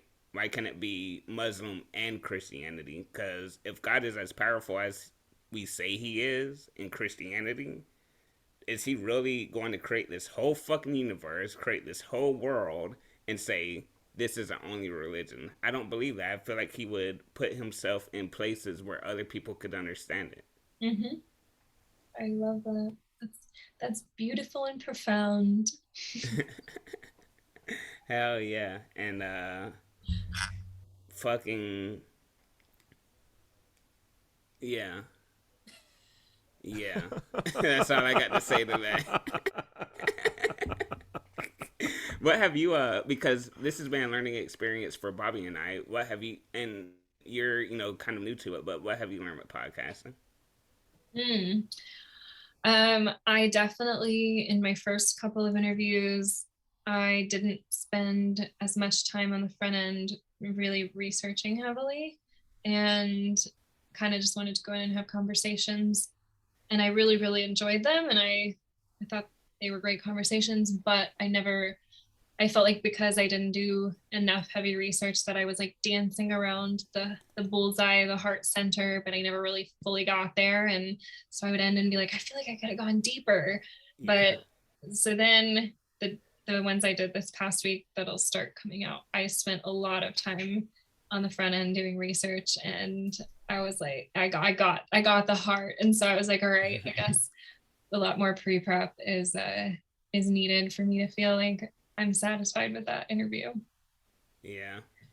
And That's also just letting people, yeah, just letting people share and being able to be quick on my feet to like change direction. Like there was one person I interviewed that the bio that I read for them and stuff was older. They hadn't updated it, and so I had written all these a bunch of questions on like old information, and I had Mhm. to like I was like, dang, you really should get someone to update your bio. And I just had to like scratch like 2 pages worth of questions and be more on the Yeah. fly, which was fine. I think it's just yeah about being prepared, but also being able to move fluidly. Yeah. Yeah, the moving fluid part is interesting because I rely heavily on my research, and we actually had a rapper on one time, and he only had like 2 albums out, and my research was real quick. I didn't have a whole lot of time to go through both, so I went through the most recent one, and I started asking him questions about it. He's like, "Oh man, I hate that album. That was trash. I put it out just for the algorithm." Oh And I was like, no. "That's my whole fucking interview." That's so funny. Yeah. And Yeah. I would chime in every now and then just with some off the wall shit just to get a laugh. But Nate did the whole interview. I was just like the ad lib. Oh It's my God. awesome. I feel your pain. I feel your pain. Yeah. It's fun though. I love the randomness of it. And I mean, it's so cool to get to have conversations with new people. I luckily have not had a boring guest yet where I was just like, oh God, how am I going to make this interesting? That's And awesome. I also want to say, I won't. I don't know if we've had any boring guests, but we've had guests that make us work harder. Yeah. And you were completely like right, like you said earlier, fucking bullseye. Like you are our guest that we love the most. One that can Thank you. ask one question and then you just chime in on and talk and talk and talk. And I've looked at my notes literally like 2 or 3 times because most of it is you're saying shit, and I'm like, damn, now I got a question about what she just said. Oh, I'm glad. I'm so glad.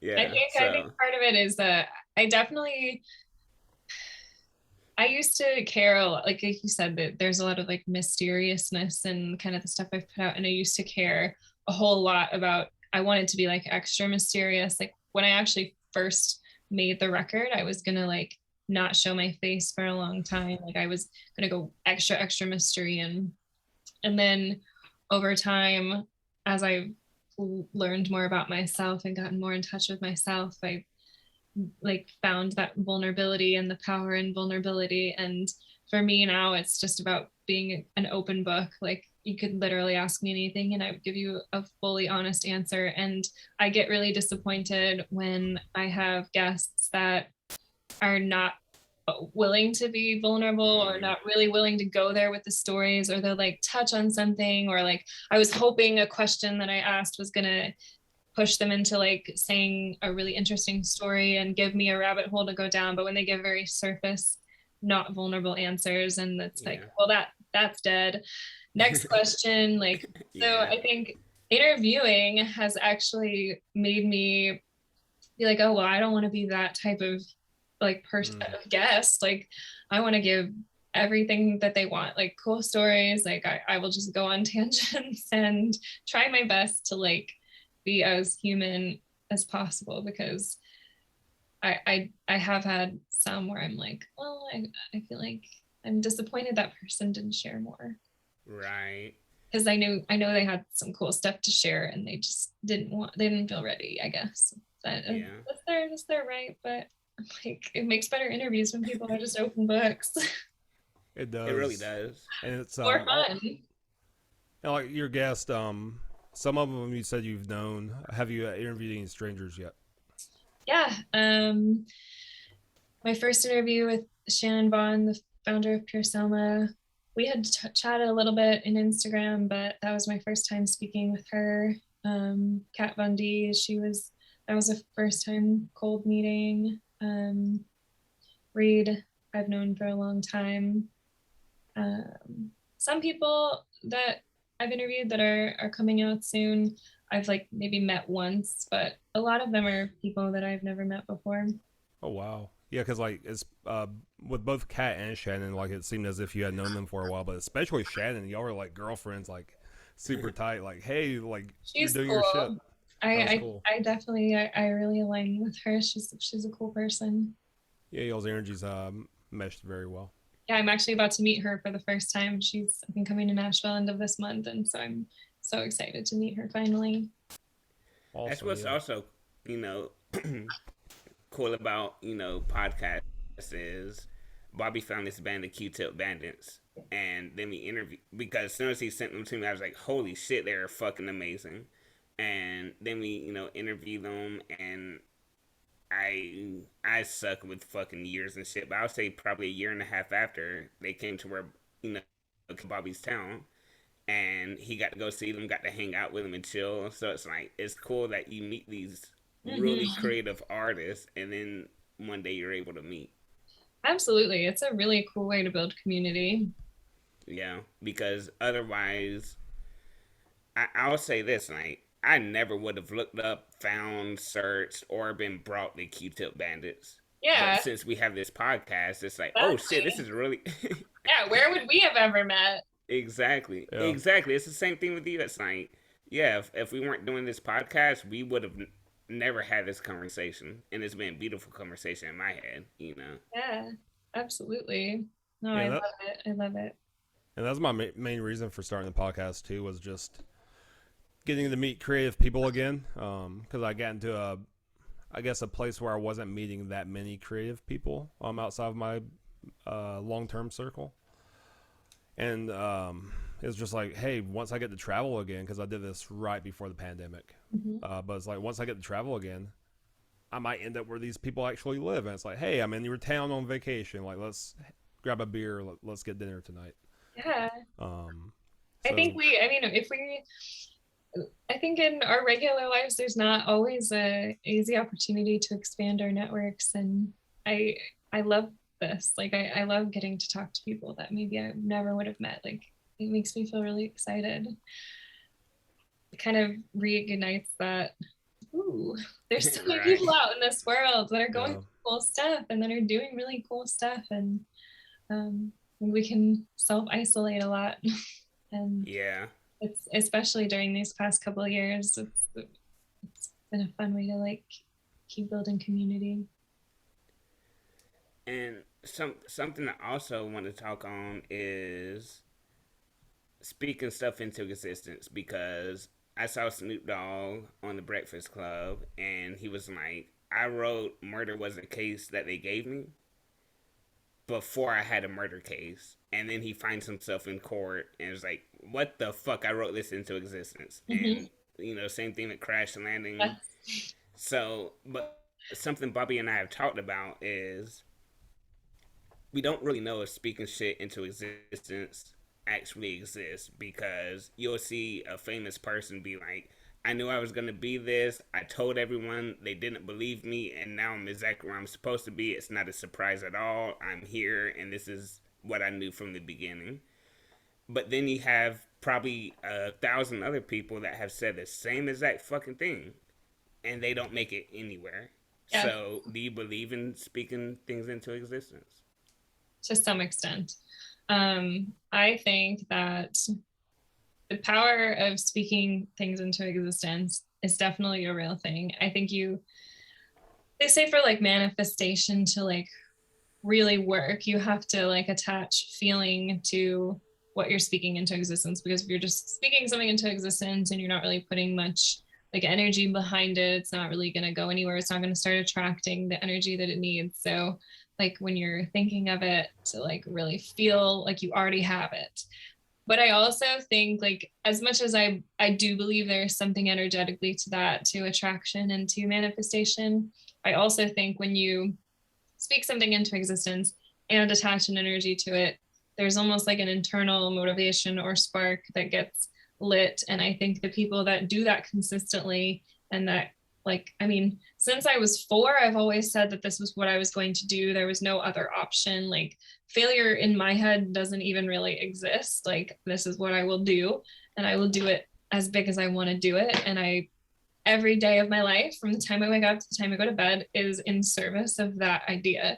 And so I think when you kind of speak something into existence, you also have to have the action and intention to back that up, because it's not just going to come find you on your couch. Like, Mm. especially, and it depends on what you're speaking into existence. But I believe that anyone can make anything happen for themselves if they can get their heart, their brains, their intention, their energy aligned with it. And I feel like speaking negative shit into existence, just based off of what you said, is easier Mm-hmm. because it's so much easier to attach that energy to it, because you're like, this is who I am, this is what I feel. It's harder to speak something positive into existence, because then you actually got to do the work, Mm-hmm. but Absolutely. that I, negative I work had a is nice there. I had a nice remembrance of that when reading the happiness coach's book, because he talks about kind of how watching how much you're talking about negative things, or when people are asking you like, how's your day, instead of being like, oh well, I'm super stressed about this and I'm like really worried this isn't going to work out, and like that you are kind of reinforcing that narrative in your head, and that you have to kind of start to reframe your own inner story to start shifting your habits. And I think there's a lot of power to that, because negative thoughts can definitely start to breed negative action, I Oh think. yeah, positive thoughts. Yeah, positive thoughts. They breed positive emotions, or Mm-hmm. positive effects, and negative emotions. They do the same thing. Yeah. And One I thing I kind of, started doing with the journaling is I would go back and I would find all of the things that I would either say that were negative about myself or negative about my life. And I would take those sentences and put them on another page. And then I would turn them into affirmations because I would be like, those are the affirmations I actually need for myself instead of just working with like kind of generic ones. Like if I right. was writing consistently, like I feel like I suck at writing lyrics. Like I hate writing words. I would turn that into, some a positive statement like, every time I write, I get better at this, or, every time I'm, engaging with lyric writing, it's a chance for me to like share something that's on my heart. Like, anyway, you could take it in a million different directions, but Yeah. starting to work with those things that were like literally starting to reprogram the negative patterns in my own mind were how I started working with affirmations in a cool way. Cause I think sometimes when people think affirmations like, I am happy, like they're like, oh, that sucks. That's stupid. Like, I don't want to do that. That feels lame. But if you're doing Yeah. it your own negative patterns, it can be really powerful. Yeah, I think they can both be powerful, but I think the negative can be even more powerful Mhm. because it's, same thing we were just talking about. Like the negative, it's so much easier to attach negative emotion and energy Mhm. to a positive, because a positive, you have to work for it. The Mhm. negative, you really believe that shit, and Yeah. your soul and mind also believe it. Yeah. I mean, even getting ready for the release of London, I had to really watch myself from getting into that fear place of like, oh, I haven't released music in 2 years. Like, I hope people find this. Like, I was really, really, really stressed about it. And then I really had to work to shift to, I'm excited about this. I'm excited to see where it's going to go. I'm excited to see who it's going to find. Like every day is a new chance for it to find more people Yeah. instead of being like, the weight of expectation. And I remember what I was gonna say earlier. With social media, like, because you don't want, all of social media is, this is my life and it's my best life. But then if you have the opposite side of the spectrum where you are being real and you are saying I'm sad or I'm depressed or this is how I feel about this negative emotion, people are like, oh, they're crying out for help. How do you find that balance of, this is my real life, this is really how I feel, and this is something that I wanna big up? I think the balance is in not giving a crap what people think. Like Hell yeah. I really think that's the place I'm striving to get to.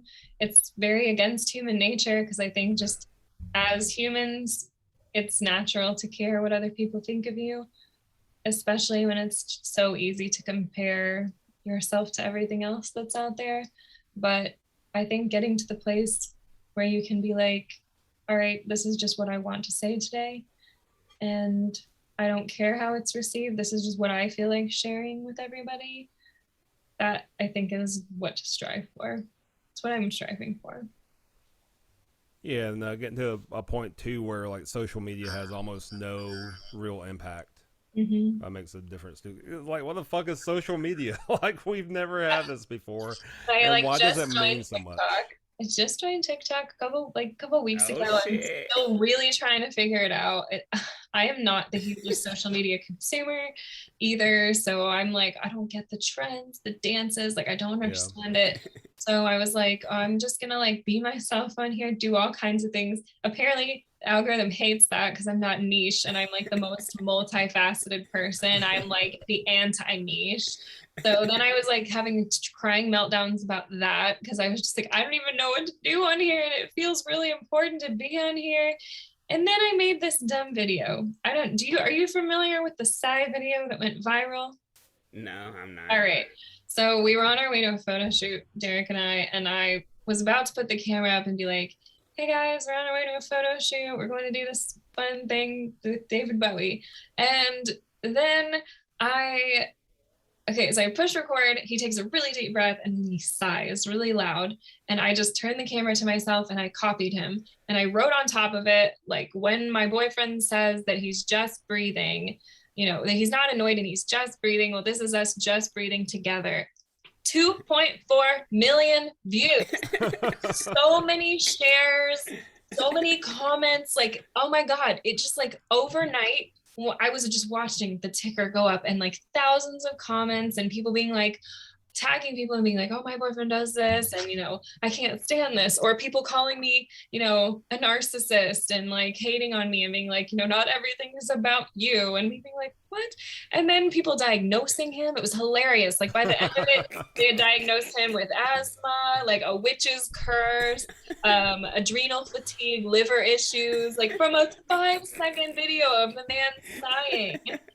And it was hilarious though for me to see in the comments not only people like feeling the need to chime in on what problem my boyfriend has because he sighed, but also like projecting their own lives onto us, like he needs to break up with you, he needs to dump you, like you're nagging him. Maybe if you stopped nagging him, or maybe if you stopped putting the camera in his face all the time. And I was like, wow, you're clearly really going through that, because if you knew this relationship, you would know he's my manager and he's telling me to post on TikTok 10 times more than I am.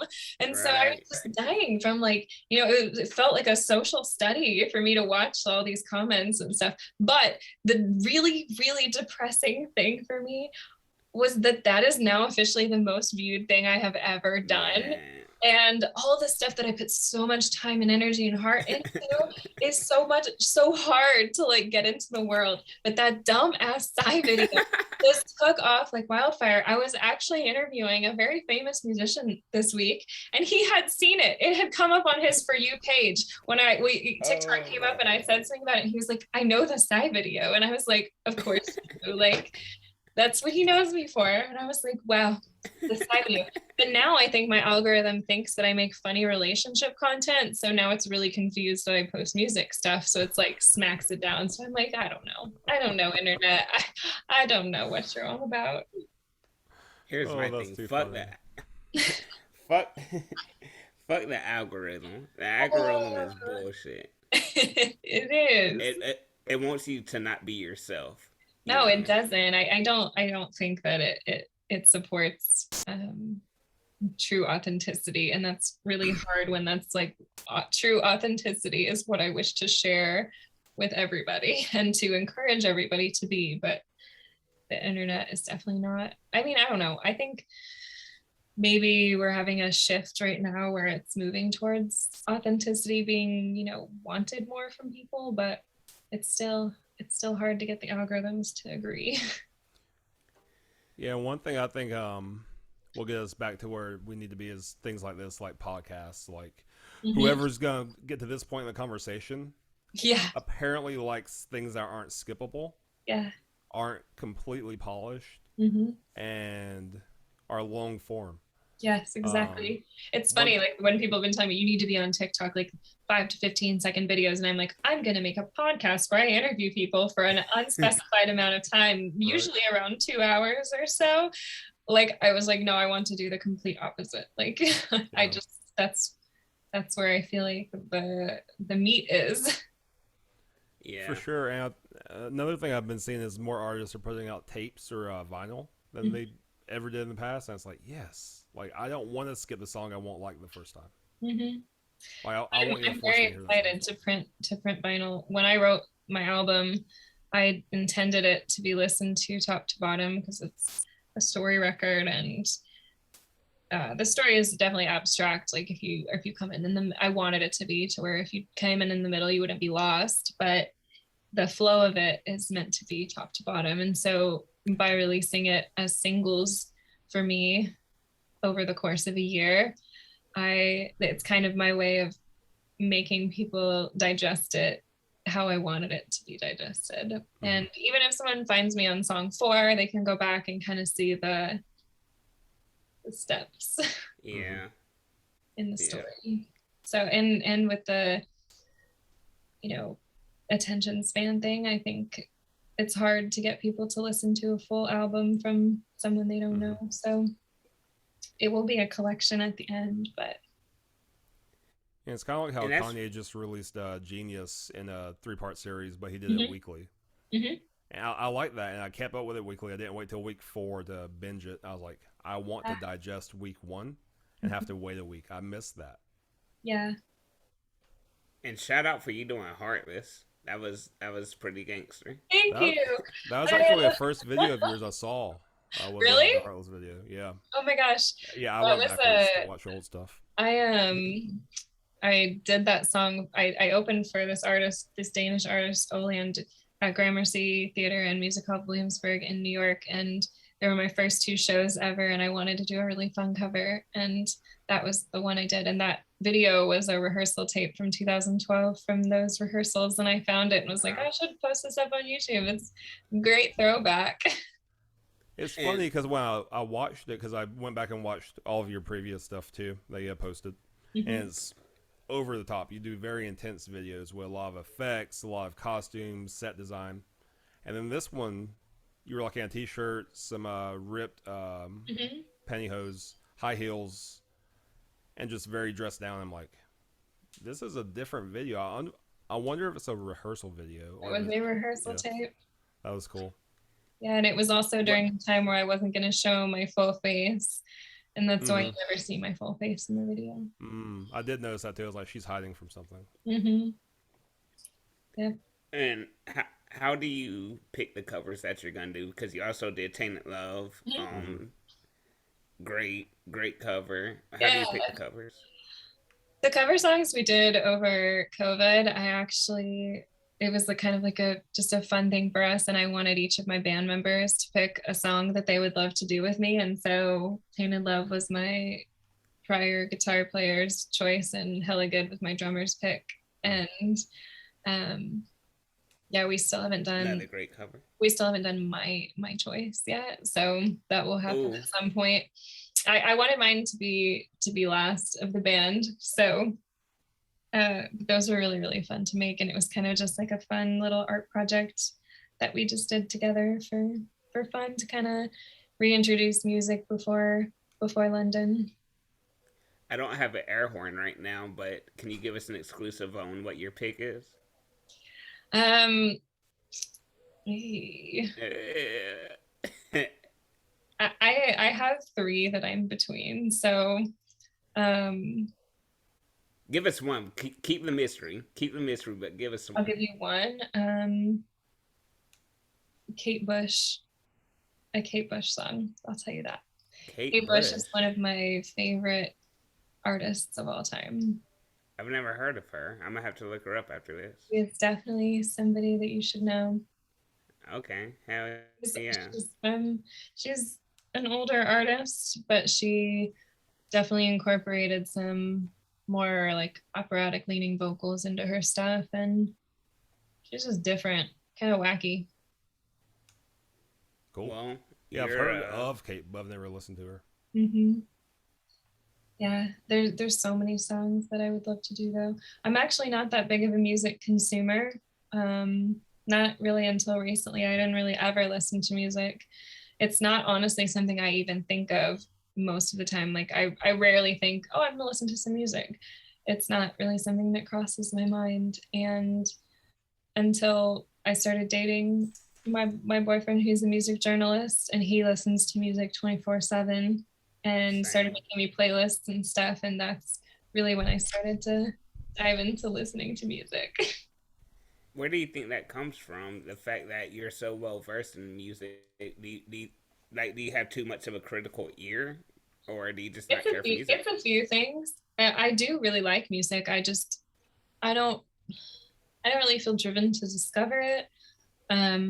When someone sends me a song I really like usually I play that song over and over again until I've burned out on it. Yeah.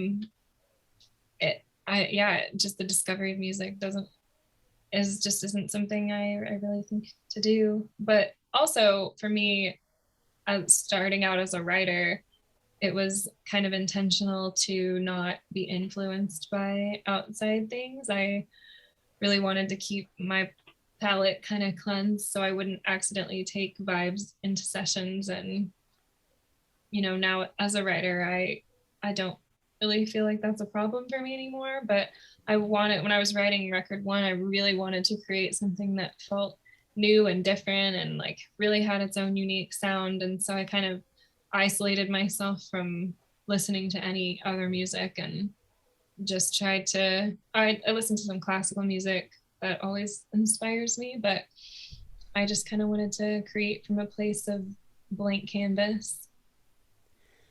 And I was gonna say I've heard some jazz guys say that the only time they listen to music is never just casual listening on the couch, Mm-hmm. but it's always listening with the intention of learning something from a piece. Yeah. Is that mostly your consumption? Yeah, that's kind of how I feel. It's sometimes hard for me to listen to like pop music or like more mainstream music because of my critical ear too. I'll be like, oh, that's that plugin they didn't even bother to affect it, or like, you know, but the music that Derek listens to is very kind of obscure and really cool and underground, and he'll show me things that now I'm like, oh, that's neat, or that's inspiring, or um, but yeah, the music discovery part still just not for me. Maybe that'll change. I don't know. We do this thing where we go to record stores sometimes and we'll choose records for each other, or that, and it's funny because I'll go to the record store and I literally won't know like any record that's in there. I'll be like, I'm totally guessing, and he knows like every record. And so the first time we did it, I chose there was a vinyl of the Bach inventions played on Moog synths, and I was like, oh, that sounds really interesting. It was terrible. It was terrible. It was terrible. and let me ask you this, because and it may not scare you, but just from what I got, it seems like it scares you of listening to music and getting influences from other people. You don't want to bring that into the studio. So, if my assumption is right, why does that scare you? It's not that it scares me. It's just that I feel like sometimes it's not intentional, but like if you're listening to like a lot of Coldplay, you may go into the studio and want to write something more mellow, or like, it's kind of like things influence you and you don't even realize they are. Right. And it's just important for me to always be creating like solely, I mean, there's no way to not be influenced by things, like we're all influenced by everything, but I always try to go in as blank as I can so that I can create something that's just coming from here.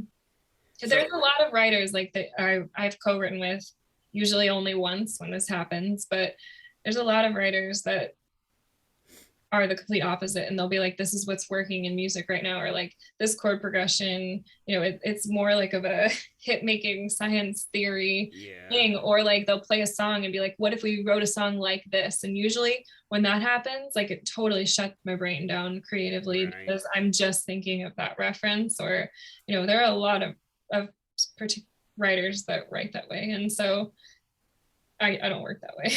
That doesn't help me. I need to be as uninfluenced as possible. I just, like, for me, songs usually start with some sound that's really cool that I'm playing on the keyboard, and I'm like, oh, that reminds me of this, or let's get this in here, or, that's where the fun of production comes in.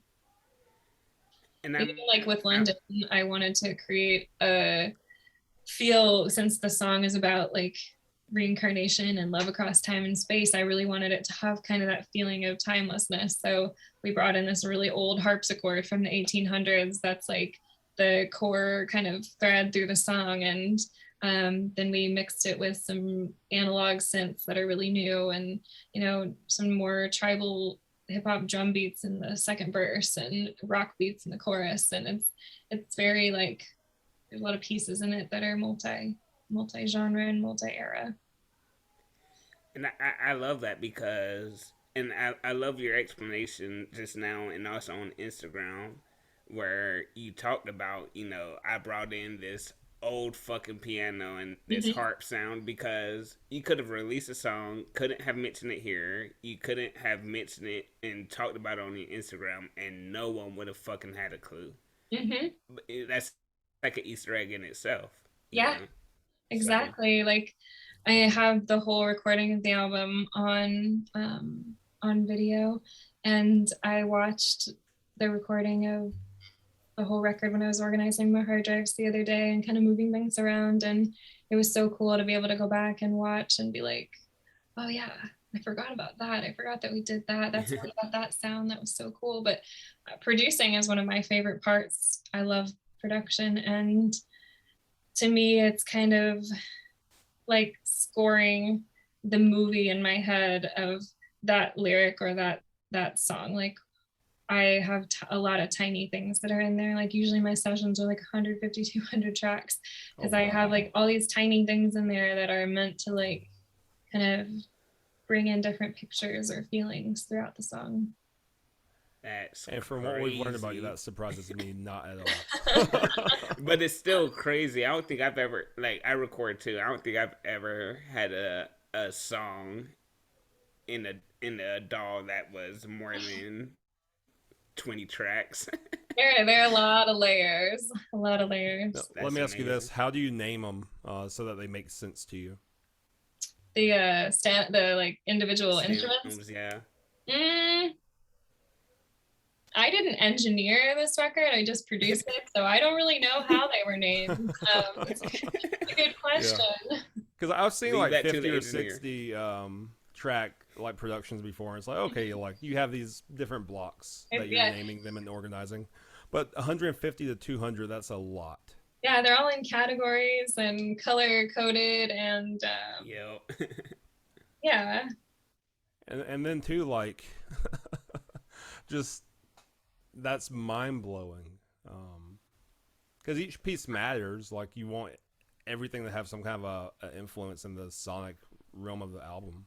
hmm But to put something in the foreground or background like that, that's just mind blowing. That's 150 uh, pieces and I that learned a might lot get in heard. the mixing process of it too, because like um, the Reed Shippen who mixed my album is a brilliant mixer, and I sat with him through most of the process of mixing because I wanted to learn about the placement of sound, and it was so cool when you could kind of listen to something and be like, all right, the bottom right corner right here needs something. It needs a little piece of ear candy. And then you could like move something like basically to there in like the sound energy Mm-hmm. place. And or being like, okay, let's put this back here. And it really made me think differently about recording and just the scope of what you can do with sound. And there's so many little things in there too that like you may not know you're hearing, but if they were gone, you would miss the feeling of them. Mm-hmm. Right.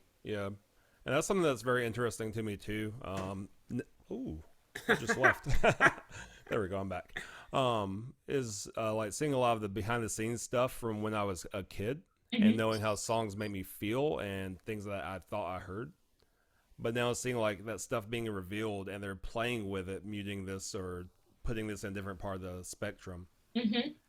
and it feels completely different. And it's Yeah. like they landed on that choice somehow, and it like it's the thing. Yeah. But had they done this other thing, that would have been the thing. Mm-hmm. And it's And like you bizarre. said, like the traditional way is kind of to just start putting out music and develop, kind of publicly as you're growing as an artist. But for me, like this record would not be what it is if I had done that because I learned all those things. I learned about, heavily about production for years and, the art of crafting songs. And then I learned about mixing and mastering and like all these tiny things where I felt like I was kind of going to school while I was making this record. But if I had recorded it any earlier, I wouldn't have known to be like, okay, bottom left corner, something's missing. Yeah. And Right. this record, even though there's only 3 songs out so far, it's very multi-genre. There's very heavy moments of the record sonically that go very hard rock. And there's pop moments and there's very acoustic moments. Like it's a very genre and sonic journey that was really, really fun to create. And it was really cool because some of the songs like I wrote at the time, maybe like a song was like a super dance song. And like one of the darkest, meanest, hardest rock songs on the record, I wrote as a dance pop song. And the demo is completely different, like completely different than the finished product. And that's just such a fun process. I love hearing demos. My I guess our dad gave me this 4 piece Michael Jackson CD set, and it has like 4 or 5 demos on it, Mm. and it's like hearing fucking like Dirty Diana with the raw version of what it was supposed to be and what it turned out to be is like holy Mhm. shit. Like they So had an idea, and it is it turned out into this masterpiece. I just gave a folder of all the demos for the record to my band, and I was showing them stuff the other day, and they were like, "Whoa, that's so different," or like that beat, like how did you transfer that to this? And it was really cool, and I'm excited to have them be part of the process for album 2, Hell and yeah. get to see where you can take songs from demo form to finished. It's crazy. It really is. And I guess my last question is, what was Anastasia Elliot doing 5 years ago, and where do you want yourself to be 5 years from now? 5 years ago, I was creating all of this wonderful stuff that's coming out now. And the difference between that me and this me was that I was doing it in more of an unhealthy way, workhorsing myself way more to death and putting myself in unsavory life situations. The me now is way more creatively free, I think, and more free in life and just mentally. But still, me of 5 years ago was just creating what you're seeing now. And the me in 5 years, I just I want to just keep becoming even more free in my creativity and still be just making whatever the heck I want, because it's what I do now, but on a grand scale and hopefully with more funding. That's important. That would be great. Yeah. A lot of blood, sweat, and tears now as a completely DIY indie, which is awesome in itself. I've learned so many great skills that I would have never had if it wasn't that way. But yes, in 5 years, my goal would be to be doing exactly what I'm doing now with whatever concepts I have at that point, with some great funding. I normally say like this is my last question, and that's like kind of a wrap up. But I'm gonna try to stop. I'm gonna try to stop saying that because I always have more questions afterwards. But how was being assigned to like Warner and being independent? Like because with a label, you have that fucking machine pushing. So what's the difference? There's pros and cons to both, I think. Like I said, I had a really good label situation creatively. I really liked my team, but we never got to the point, like we were weeks away from actually putting out music. So I didn't get to feel the experience of, I guess, having the machine push it.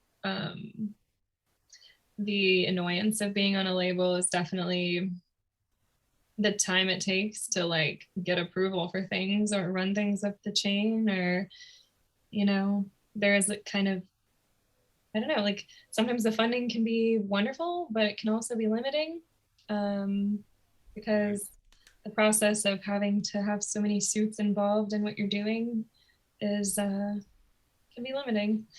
So as an independent artist, what I love is not having to ask anybody if I can make something, or you know, or even approve, and be like, yeah, I like this treatment, you're good to go. Like I just get to do it and not wait. um I like being in control of it all, as much as it's kind of exhausting sometimes.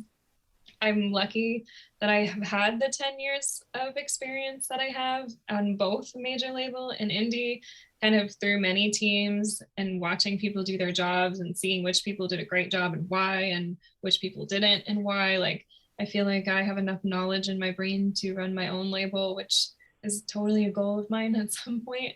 But I feel great to be releasing this now. I think any earlier, like a lot of people were like, how are you holding on to this? Like just put it out. Any earlier and I wouldn't have really known what to do. And now I feel like is like perfect timing for me to be doing what I'm doing. So I don't know. I like being indie. That the Hell yeah. only piece that can be very challenging is the lack of monetary support, Mm. which you can get creative nowadays, but it definitely helps when you're trying to spread things to have, a great marketing budget. So yeah, we'll see. Ask me that question in 6 months. You may get a different answer. I'm Fucking just now right. beginning the journey of being really, really independent. So Fucking right. This has been fucking beautiful. Thank Yes, you. yeah, thanks for your thank time. you so much. This was lovely. Thank you for being great interviewers and putting time and thought into your questions. They were not typical questions, and I really appreciate that. Hell It was yeah. fun. And yeah, no, we honestly we really do. We really appreciate your kind words and also appreciate you for coming on. Like it has been amazing. Yeah. Yeah, Hell everybody yeah. go follow me on Spotify and Instagram and YouTube. And there's going to be so much cool stuff this year. And London's out. Music video will be out in a few weeks. So excited. Fuck fuck yeah. I'm gonna try not to hit my table anymore. Um y'all go follow her. She's fucking amazing. She's doing amazing shit. And if if you've made it this far, obviously you already know I don't have to tell you You're the that real deal. you're the real deal. You are the real deal. Fucking don't forget to hit that subscribe button. Like, comment. Bobby, if you don't mind letting these bitches know what to do. Stay block, you motherfuckers. Don't be whack. Yes.